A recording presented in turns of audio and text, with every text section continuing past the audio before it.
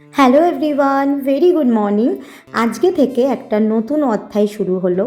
এখন থেকে ছেলের ম্যাম ভোরবেলা 6টার সময় পড়াতে আসবে। সেই মতোই আমি ওর ম্যামকে বলে রেখেছিলাম একটু ফোন করে আমাকে পৌনে 6টা নাগাদ ডেকে দিতে, তো আমাকে ফোন করে ডেকে দিয়েছে। ঘুম থেকে উঠে আমি নিজে ফ্রেশ হয়ে ঋষভকে ডেকে দিয়েছি, আর ঋষভ নিজেও দেখো কি সুন্দর ফ্রেশ হয়ে গেল। এখন আমি ওর জন্য সকালে একটা খাবার বানাচ্ছি, সেটা হচ্ছে দুধ চকোস। তো দুধ চকোসটা আমি বানিয়ে নিয়েছি, এখন ওকে দিয়ে দেবো। Rishabh, good morning. তুমি কি খাচ্ছ? চকোস খাচ্ছ? কেন? আজকে এত সকালে পড়াতে আসবে?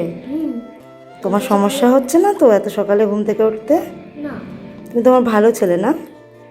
খেয়ে নাও তাড়াতাড়ি, খেয়ে নাও। আমার ছেলের ম্যাম বিদিশা একদম আমার ছোট বোনের মতো। ওর পড়ানোর ব্যাপারটা যদি বাদ দিই, তাহলে আর যে গুণটা আমার ভালো লাগে সেটা হলো ওর টাইম মেনটেন করাটা। ও 6টা থেকে পড়াতে আসবে বলেছে, যদি কোনো দিন খুব লেট করে তার মানে সেটা 6টা 5 হবে, এর বাইরে কিন্তু একদমই হবে না। তা আজকে বিদিশা চলে এসেছে, আমি রান্নাঘরে চলে এসেছি এখন চা বানানোর জন্য। আমরা এমনিতেই প্রত্যেক দিন সকালবেলা আদা দিয়ে লিকার চা খাই, রোজ আমি আর জিৎ খাই, আজকে বিদিশা আর আমি খাবো। জিৎ যখন ঘুম থেকে উঠবে তখন আরেকবার জিতের সাথে আমি খেয়ে নেব। তো এখানে আমার চা হয়ে গেছে, আর বিদিশার জন্য আমি গ্লাসে জলও নিয়ে নিলাম, আর বিদিশাকে কিছু বিস্কিট দিয়ে আমি ওকে দিয়ে আসবো। তো আমার কিন্তু ওকে দেওয়া হয়ে গেছে, আর ও দেখো পড়াতেও বসে গেছে ঋষভকে। এই ফাঁকে আমি বাকি সমস্ত কাজবাজ সেরে নেব।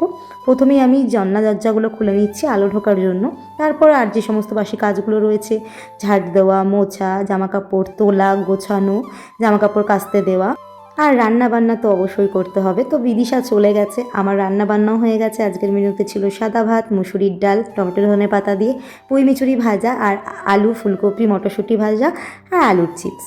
তো আমার ওদিকে কাজকর্ম হতে হতে জিৎ দেখো কি সুন্দর করে গুছিয়ে ঠাকুর পুজো দিয়ে দিয়েছে। দেখো কি সুন্দর দেখতে লাগছে, তাই না? ঘুম থেকে উঠলাম, মানে দুপুরে ঘুমিয়ে উঠলাম। আজকে যেহেতু সকালবেলা অনেক তাড়াতাড়ি উঠেছি, তাই দুপুরবেলা আমি একটু ঘুমিয়ে পড়েছিলাম, আর তার পরিণাম হলো সন্ধেবেলা ঘুম থেকে ওঠা।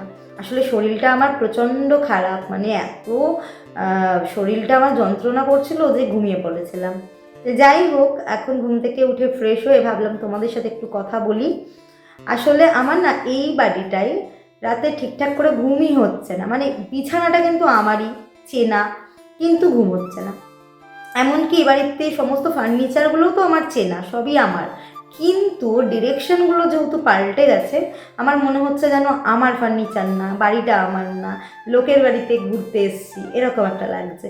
মানে ওই একটা রান্নাঘরে রান্না করে করে অভ্যস্ত, এই রান্নাঘরে রান্না করতে এসে না সব কিছু কেমন যেন তালগোল পাকিয়ে যাচ্ছে। বাড়িঘরটাও যেন মনে হচ্ছে আমার নয়, মানে ওই বাড়িটাই একটা অভ্যাস হয়ে গেছিলো, একটা মায়া জমে গেছিলো। এই বাড়িটাতে আমার এখনো অবধি নিজের বলেই মনে হচ্ছে না। হ্যাঁ, এমন একটা সময় আসবে আমি জানি যে এই বাড়িটাও আমার অনেক মায়ায় ভরে যাবে, এই বাড়িটাও ছাড়তে আমার খুব কষ্ট হবে, কিন্তু এখনো অবধি সেটা হয়নি। আর এমন অনেক কিছুই ওই বাড়িতে ছিল যেগুলো এই বাড়িতে নেই, আবার এই বাড়িতে এমন অনেক কিছু আছে যেগুলো ওই বাড়িতে ছিল না। সমস্যা হচ্ছে, কিন্তু সমস্যা একদিন কেটে যাবে আমি জানি। আর এই বাড়িটা যেহেতু একটু অন্য রকমের, ওই বাড়িটা একটু অন্য রকমের, মানে ওই বাড়িটা তো দেখেইছো, মানে চারুচক্র, টাইলসের ফ্লোর, তারপরে হচ্ছে ফল সিলিং করা ছিল। এই বাড়িটা একটু ছিমছাম বাড়ি টাইপের, নর্মাল বাড়ি টাইপের। তো আমার একটুখানি মানে বুঝতেই পারছো অন্যরকম তো লাগবেই, কিন্তু এই বাড়িটাকে আমি খুব সুন্দর করে মেকওভার করতে চাই আর কি। মানে এখনও তো দেখতেই পাচ্ছ পিছনে জানলা রয়েছে কিন্তু পর্দা লাগানো হয়নি, তো আমি পর্দার লাইনগুলো করি। লোককে বলা হয়েছে লোক আসুক পর্দার লাইন টাইনগুলো করে দিক, ফর্দাগুলো লাগাই।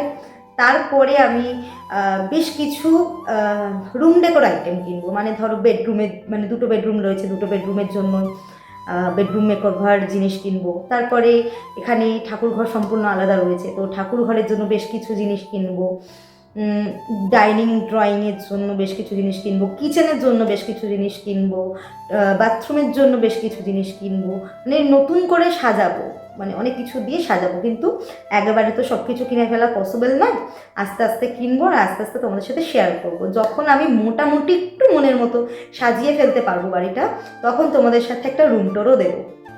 এখন তো ভিডিওর মাধ্যমে আশা করি তোমরা দেখেই ফেলছো টুকটুক করে, এটা রান্নাঘর, এটা অমুক, এটা তমুক, কিন্তু একদম যে ভালো করে সুন্দর করে রুম টুর সেটা তো দিইনি। সেটা আমি ভালো করে আগে সাজিয়ে নিই বাড়িটা, তারপর তোমাদের সাথে অবশ্যই শেয়ার করবো। তোমাদের তো সব কিছুই শেয়ার করি, এটাও নিশ্চয়ই শেয়ার করবো। তো চলো, এখন জিতে এনেছে হচ্ছে ফুচকা, তো এখন ফুচকা খাবো। আর এনেছে হচ্ছে কি চিকেন স্যান্ডউইচ, তো সেটাও খাবো। চিকেন স্যান্ডউইচ ব্রেড ওই কীরকম টাইপের হয় না, সেই চিকেন দিয়ে ব্রেডটাকে তৈরি করে ফ্রাই করে, তো ওইটা খাবো। আর হচ্ছে ফুচকা এনেছে, ফুচকা খাবো, তারপরে রাতে রান্না বান্না করবো। তো চলো, তোমাদের সাথে দেখা হচ্ছে আর পরের ভিডিও। কেমন? এই দেখো লোভনীয় ফুচকা, আমার জন্য জিত একদমই ঝাল ছাড়া ফুচকা নিয়ে এসছে। আমি তো ঝাল দিয়ে ফুচকা একদমই খেতে পারি না, তাই। আর নিয়ে এসছে চিকেন ব্রেড পকোড়া।